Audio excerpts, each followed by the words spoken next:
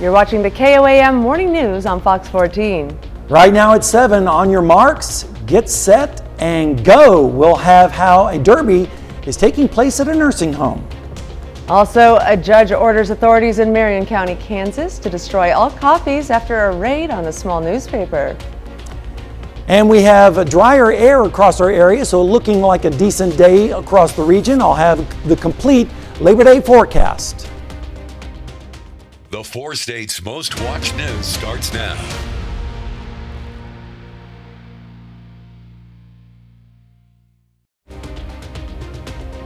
Good morning and welcome to the KOAM Morning News on Fox 14. I'm Caitlin O'Shaughnessy. And I'm meteorologist Sam Lane, sitting in for Chris Warner this morning. It's 7 o'clock on this beautiful Thursday morning. That it is. And the folks at Prairie Mission Nursing Home in St. Paul, Kansas got a little adrenaline. 2 weeks ago, residents and staff built and painted Pinewood Derby race cars.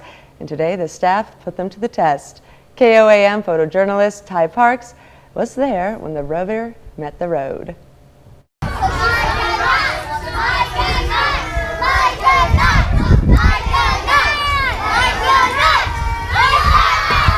Trying to think of something that we can do. I do cooking classes, painting classes, craft activities, and the guys are like, do something for us, do something for us. So I was trying to think of something that the men would like here. Yep. Here we go.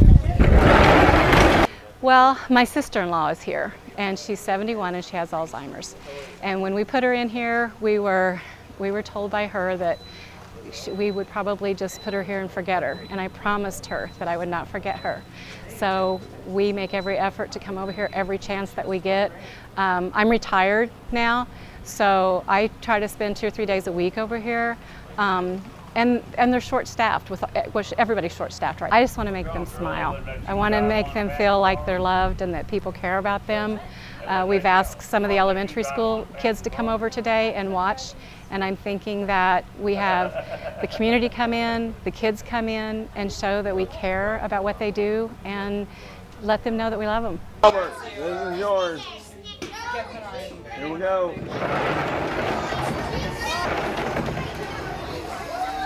Sharon, you got that one.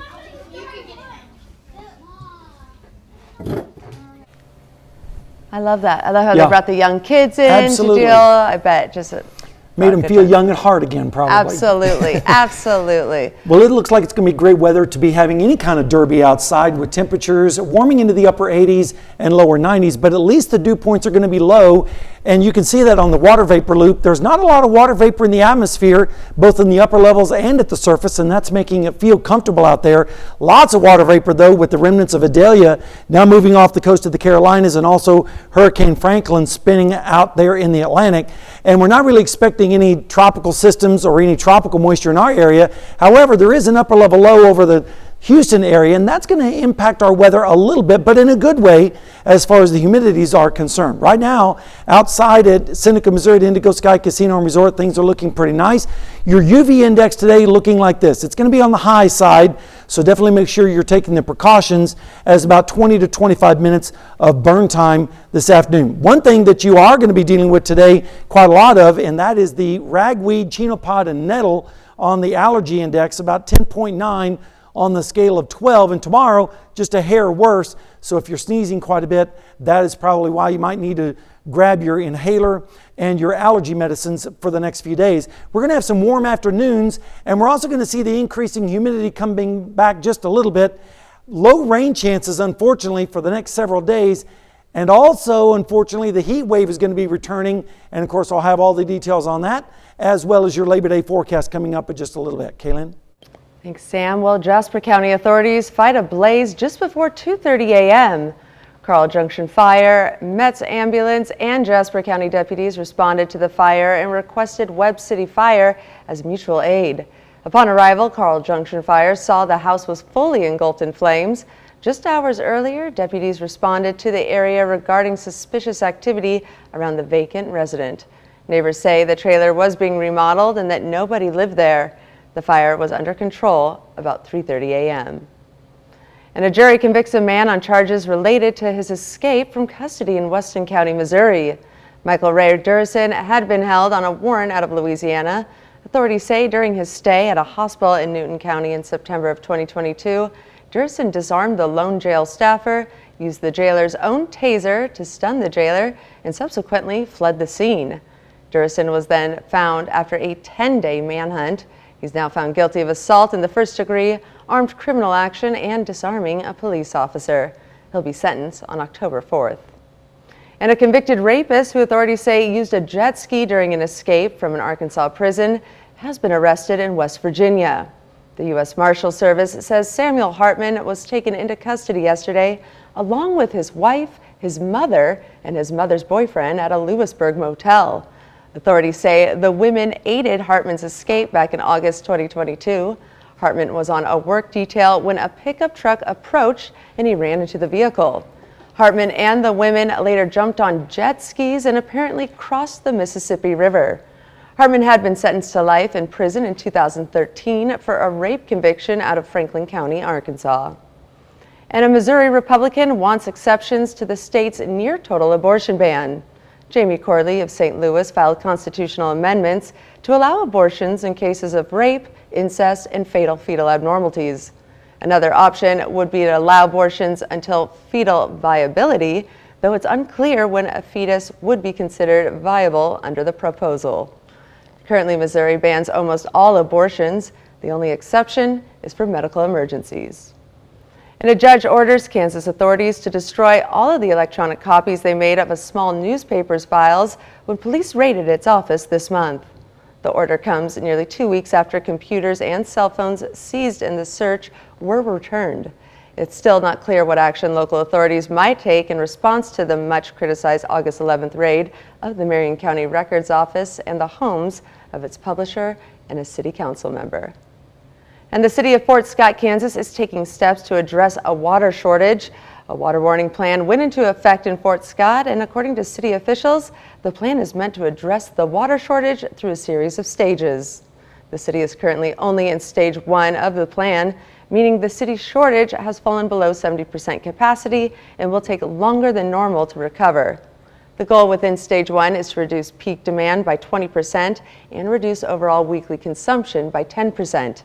The city pointed out that Cedar Creek is in good supply, but Rock Creek is running dry. However, if the city is forced to start taking water from Lake Fort Scott, water warning stage 2 will begin bringing on further restrictions.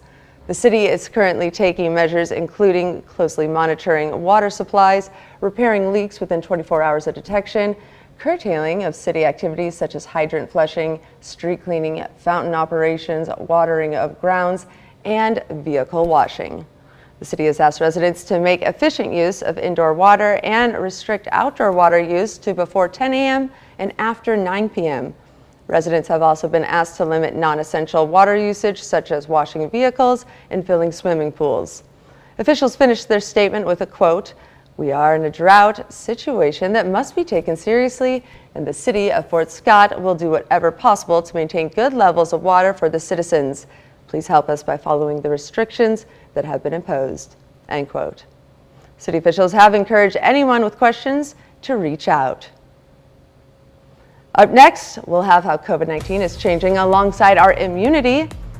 And later, an auditor reveals a disturbing discovery at a Sacramento State University.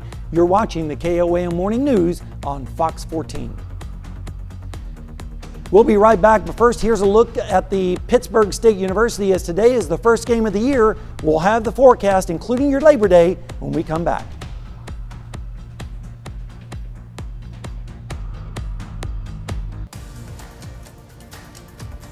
In Health Watch this morning, COVID-19 cases continue to rise in the U.S., but vaccines and immunity from prior infections have adjusted the way our bodies react to the virus that causes the disease.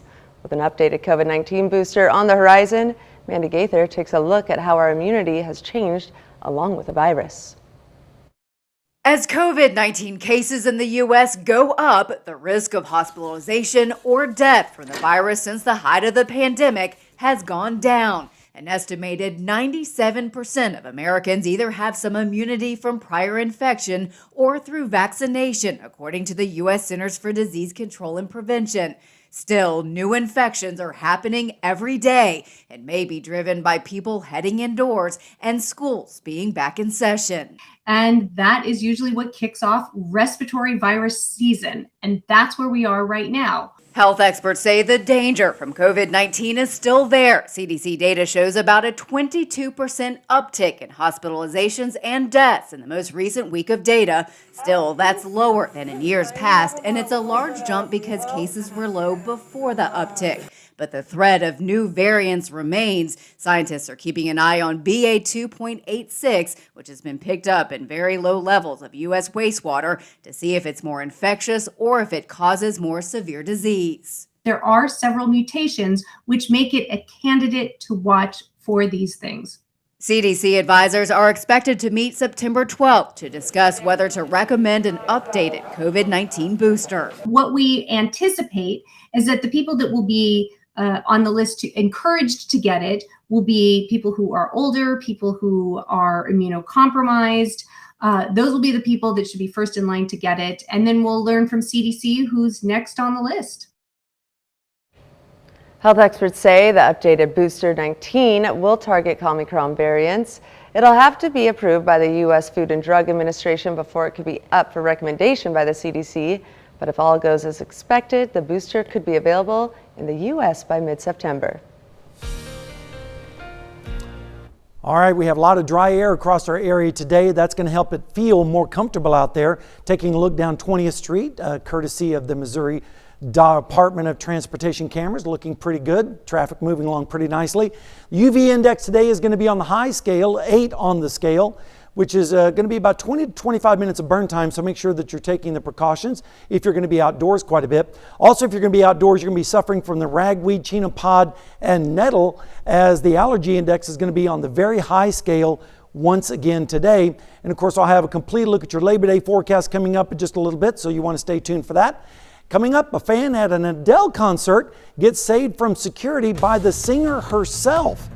We'll be right back. But first, here's a live look from Pittsburgh State University, as today is their first game of the season. We'll have more when we come back.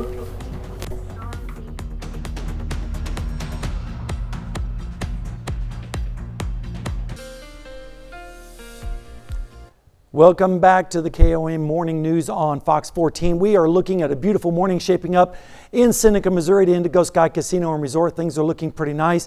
We're going to see temperatures rising into the 80s, close to 90 degrees, just like yesterday. We made it up to 89, but we started out at 62, which was 3 degrees below the normal. And of course, we're way behind normal on the rainfall, still with almost 10 inches. And it looks like that's only going to get worse as we go through the Labor Day weekend. And taking a look back over the month of August, it was quite a change. We saw the first part of August starting out extremely hot. Then we had a couple of weeks of below normal temperatures. And then we went right back into summer with above normal temperatures, especially last week, with readings over 100 degrees. And speaking of 100 degrees, we had 2 days back in June, and then we had 5 days in July, and then we had about 7 days in August of 100 plus. So it turned out to be a pretty toasty summer overall so far. And it looks like we're going to be above normal for several more days to come. 62 right now in Joplin with an east wind at 3. Feels like 62, and that's because the dew point's way down there at 57. And as long as we keep those dew points low, it's going to feel pretty comfortable out there. Right now, it's in the 50s up to the north. Check out Stockton. 54 cool degrees right now. Absolutely wonderful. 62 in Pittsburgh, where they're gearing up for the football game later today. 63 in Parsons, 64 in Chautauqua, 59 degrees also over there in Sedan. Radar is clear right now across the entire region and is going to stay that way through most of the weekend. Maybe an isolated storm or two, but I wouldn't really bet the farm on that. Instead, we're going to see dew points in the 50s today and lower 60s down to the south. And so that's pretty comfortable across the area. Not too bad. And as long as we stay out of the sticky category, I think everyone will enjoy it. We'll have more in a little bit, but we have an auditor from Sacramento State University who failed to return Native American remains, and Sean T. Passmore has more details on that. Frustration and pain on display. This report is sad and heartbreaking. During a legislative hearing, tribal leaders joined lawmakers to ask what's the holdup from the California State University system failing to repatriate nearly 700,000 Native American human remains and artifacts. It's not merely a request. These are ancestors, these are family members. An auditor uncovered multiple campuses failed to comply with the federal and state Native American Graves Protection and Repatriation Acts. The laws lay out how to handle human remains and artifacts with dignity and respect. Violations can be criminal and civil. In Sacramento State's case, it has the third largest collection with more than 115,000 human remains and cultural items, with only 5% repatriated. So where are they? A spokesperson said they're in storage. In the hearing, the university president said he's committed to timely and appropriate compliance while working with tribes. We owe the sovereign tribal nations of California a sincere and humble apology for how long they have been waiting for repatriation for their ancestors and cultural items. Some of the reasons for the delay: the audit reports lack of policies, funding, and staff. For Chairman Jack Potter of the Redding Rancheria tribe, it's not only about returning what rightfully belongs to California's First People. Each nation, we're going through a nation rebuilding, but if we can't get our ancestors back, we're not going to be a whole nation. So what's next? There's a push for legislation that'll create a reporting system between CSUs and the legislature. Hopefully that will be resolved pretty soon. All right, coming up in honor of Pittsburgh State University's first game, it's time to paint the town of Pittsburgh red, and an excited fan are getting ready to go to that football game later on tonight. We'll have more news coming up right after the break. Well, an excited fan got a talking to by security at an Adele concert recently in Las Vegas. He was standing up singing at the top of his lungs, but he was obstructing the view of audience members just right behind him. But when security stepped in, Adele herself stepped up, coming to the young man's defense. Gene Moose reports. How much does this fan love Adele? So much that he seemed to be in an Adele-induced trance, recording himself with a selfie stick at one of the singer's recent Las Vegas concerts. Look behind you, everybody back there. Everybody. He was gently scolded for standing, blocking the view of others, and then, 2 seconds after she left, even Adele noticed from the stage. As security quietly tried to get him to tone it down, Adele stopped the show mid-song. What is going on with that young fan there? He's been bothered so much since I came on for standing up. What's going on with him? Yes, you with a stick in your hand. Rescued by his goddess. You can stand up now, darling. It's not timber. Stand up. Even security seemed insecure when admonished by Adele. What are you doing? Why are you bothering him? Can you leave him alone, please? You don't have to sit down. You're fine. Stay right here. But some online commenters were annoyed. Him and Adele thought it was fine, but I'm sure the people who paid a ton of money to sit behind him and stare at the back of his head are pissed. And more succinctly, you're not special, just sit the F down. But he wasn't sitting. Thank you.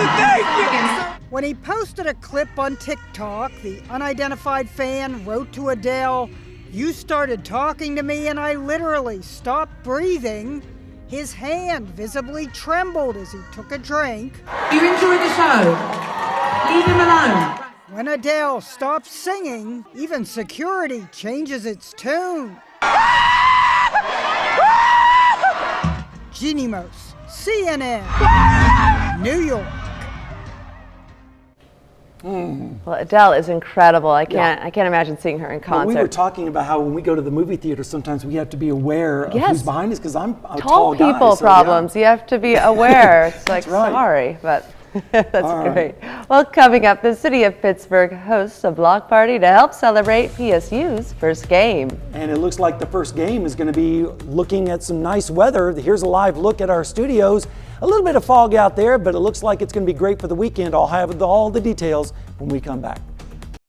You're watching the KOAM Morning News. Welcome back to the KOAM Morning News on Fox 14. The time now is 7:29 a.m. I'm Caitlin O'Shaughnessy. Warming up for the first football game of the season happening today, Pittsburgh rolled out the red carpet for the Paint the Town Red event. More than 20 businesses joined the contest in 3 different categories, incorporating this year's theme, Lights, Camera, Gus. Half of the money raised with the participation fee will help offer scholarships to 2 Pitt State students who graduated from local high schools. Also joining the show, almost 15 departments and student organizations within the PSU campus.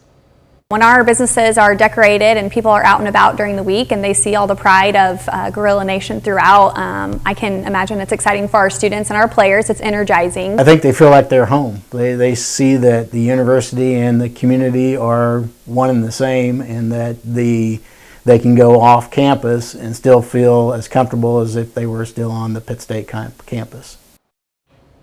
And folks also got into the Gorilla spirit with a downtown block party and pep rally between 4th and 6th Streets. It featured live music from the Pride of the Plains Marching Band. It had games, food, and a kids' fun run with Gus, among other activities.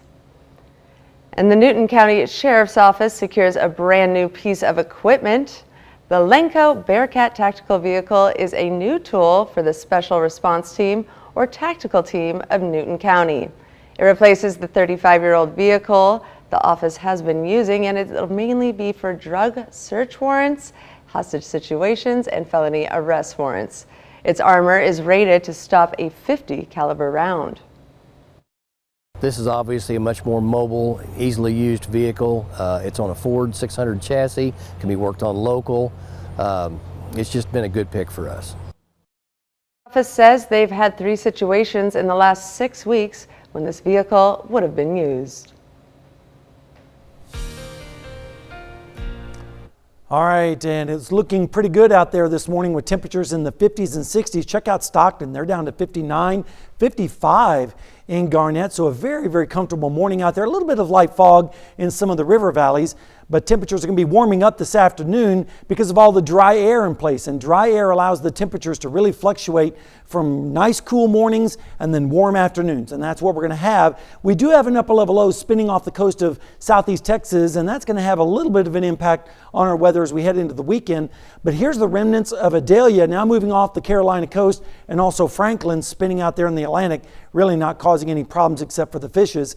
And the UV index across our area today is going to be high, 8 on the scale, which means about 20 to 25 minutes of burn time. So make sure that you are taking the necessary precautions with the hat, sunglasses, sunscreen, and limit your time outdoors. And while you're outside, be sure to find some shade. The allergies are going to be bad again today and tomorrow. And of course, I'll have a complete look at your Labor Day forecast coming up in just a little bit. The Alliance of Southwest Missouri has a new space to call home. The new headquarters is at 1901 South Pearl Avenue in Joplin. It covers more than 26,000 square feet. In addition to the building, the property includes a park with playground equipment and a large paved parking lot, 2 features currently lacking from the Alliance's space at 1601 South Wall Avenue. What I love too is it's not just the Alliance's building. You know, already God's Resort is wanting to utilize the facility, and there'll be other nonprofits that'll have access to this building because we're all about working together to better serve kids and families of Southwest Missouri. And so that's on the docket, is to see who needs access for their programming.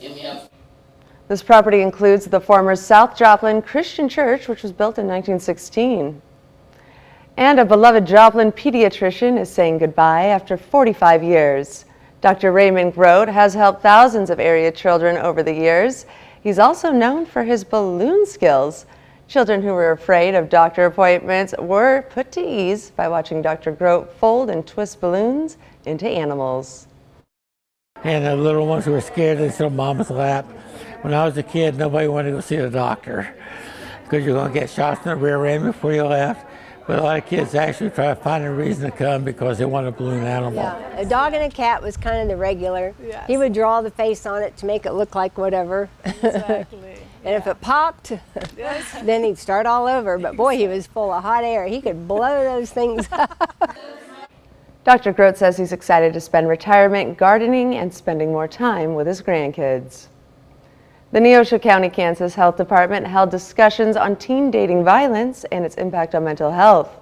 They brought in award-winning speaker and best-selling author Ashley Bendixson to give a presentation on the topic. It was aimed at helping people identify warning signs of abuse and how to prevent it. We know that there's a super high prevalence of these issues, whether it's adults or children experiencing them.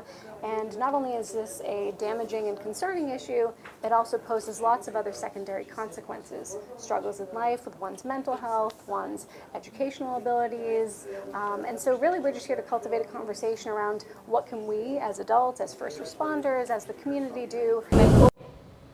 There will be another presentation today from 9:30 a.m. to noon at the Memorial Building in Chanute. And that's a look at our top news stories coming up this half hour on the KOAM Morning News. It's a rescue that doesn't happen every day. We'll take you to Virginia to learn more about an unusual rescue that firefighters there made. And it's a beautiful morning out there across the 4 states with just a little bit of fog, but I'll be back to tell you what the Labor Day weekend looks like in your forecast when we come back. We'll be right back, but first here's a live look from Pittsburg State University as today is their first game of the football season. Join us for all of that and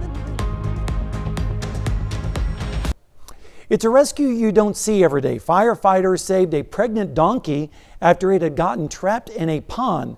Photojournalist Greg Moore reports from Glasgow, Virginia. When I was going up through here, the little donkey was laying across the road. And she was crying, carrying on. And I blew the horn, she wouldn't get up. And I got out and come over here and started rubbing her, and it was like, when I turned around, I looked and I said, God, her mother's down there. I knew I couldn't get her out by myself, so I started calling people. Heard the call go out, I was like, all right, we have a donkey in a pond. What's the first thing we need to do?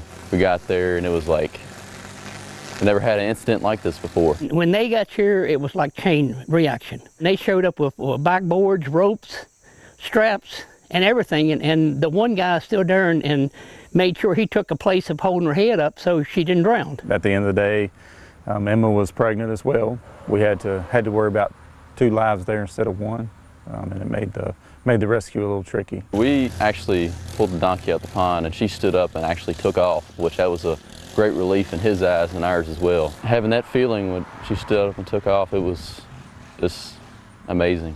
I was like, that's going to stick with me for the rest of my life. I got other donkeys, but this one right here has got a special place in my heart.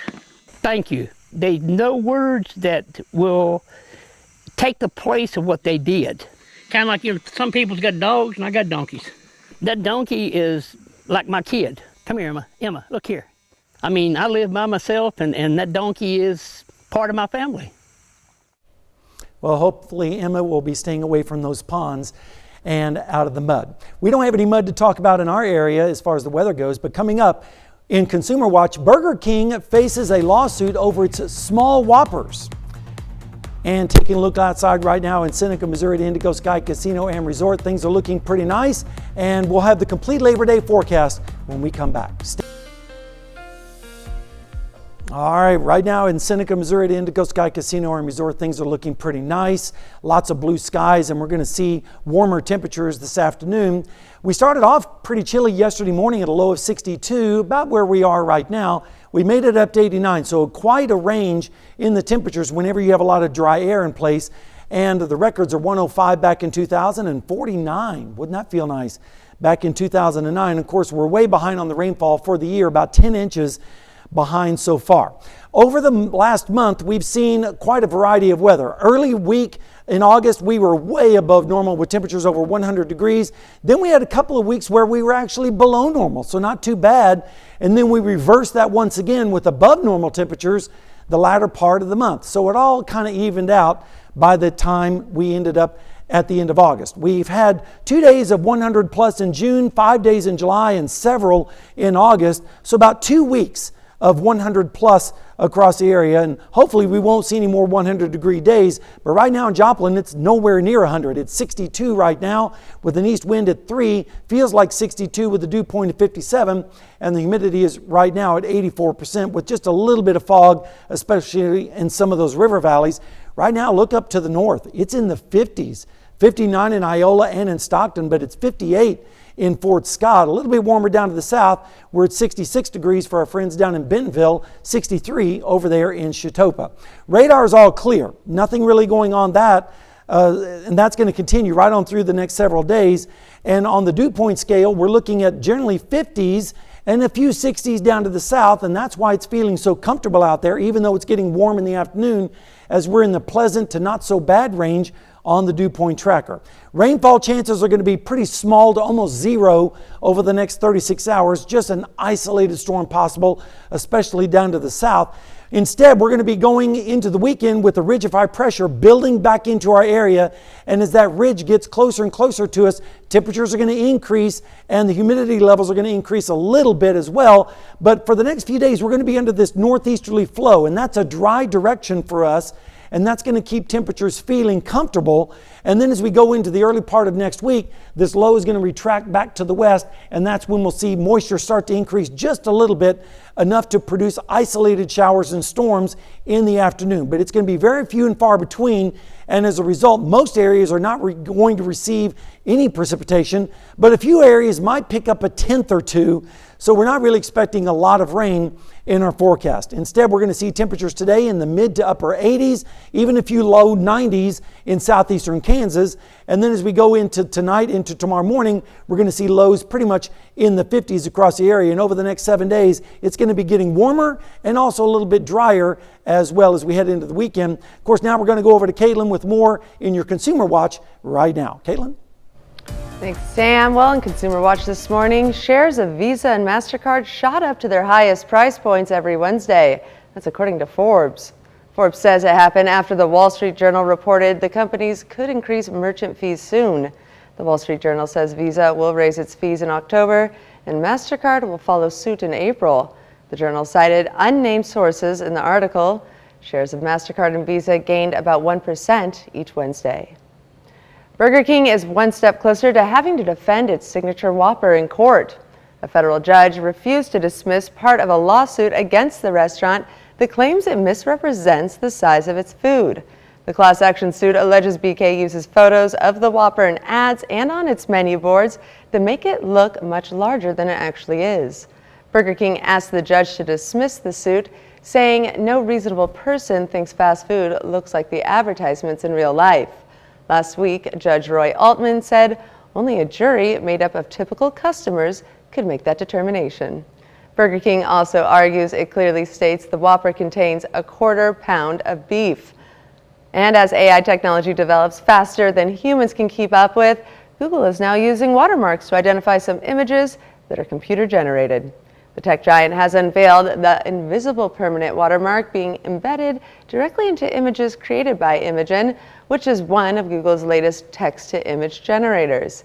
The AI-generated label will remain regardless of modifications like added filters or altered colors. It's all in an effort to help prevent the spread of misinformation. In recent months, an AI-generated image of Pope Francis in a puffer jacket went viral, and an AI-generated images of former President Donald Trump getting arrested were widely shared before he was indicted. And we'll be right back with more after this, but first let's take a look at the market prices before the opening bell. Two kids are capturing hearts after losing an annual T-Rex race. That's right, these 4-year-old best friends won the hearts of many as they persevered across the finish line. Jeannie Moose has the story. Move over, thoroughbred racehorses. And they're off in the kids' T-Rex race. Here at Emerald Downs in Washington State, the first to go down was the blue dinosaur, and the leader lost his shoe, a croc no less.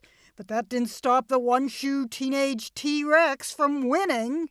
Competitors had to be 14 and under, long past when the rest of the contestants had crossed the finish line. The fight for next to last place featured these two stragglers. Was it hard to run in the suit? Yeah, it's hard. How hard? I'm like super hard. Super hard? Yeah. I have fun. Alex Schooley and Sydney Petrie are best friends. Sydney is the daughter of the racetrack's marketing director. The two 4-year-olds rock their warm-up, and then held hands as the race got underway. To watch those two little T-Rexes start to waddle. They were trying to run, but it was more of a waddle. Sydney kept chewing on a toy T-Rex. We gotta do the interview first. We gotta do the interview. Their 100-yard dash was immortalized. Or we're about to frame it. Oh, careful, Alex. The two stragglers finally crossed the finish line. Alex just a few feet ahead of Sydney. Definitely an amazing best friend moment. And don't you dare bring up losing. That word is extinct in Sydney the T-Rex's lexicon. The first thing she said to me when she crossed the finish line was, "Dad, we won. We won." Jeannie Mose, CNN, New York.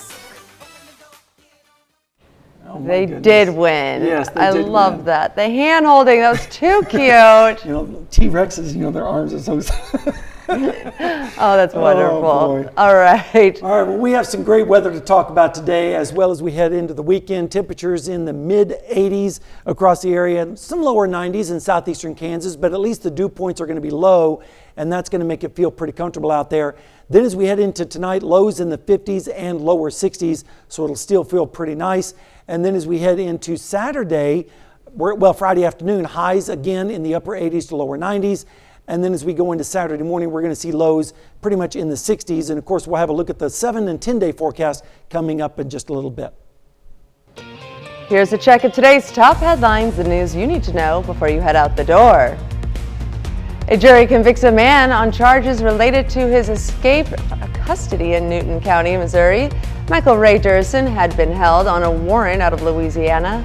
Authorities say during his stay at a hospital in Newton County in September of 2022, Durson disarmed the lone jail staffer, used the jailer's own taser to stun the jailer, and subsequently fled the scene.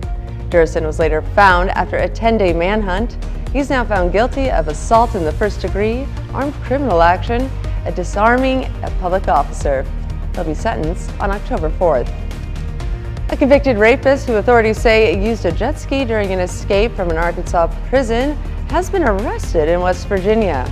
The U.S. Marshals Service says Samuel Hartman was taken into custody yesterday along with his wife, his mother, and his mother's boyfriend at a Lewisburg hotel. Authorities say the women aiding Hartman's escape on August 2022. Hartman was on a work detail when a pickup truck approached and he ran towards the vehicle. Hartman and the women later jumped on jet skis and apparently crossed the Mississippi River. Hartman had been sentenced to life in prison in 2013 for a rape conviction out of Franklin County, Arkansas.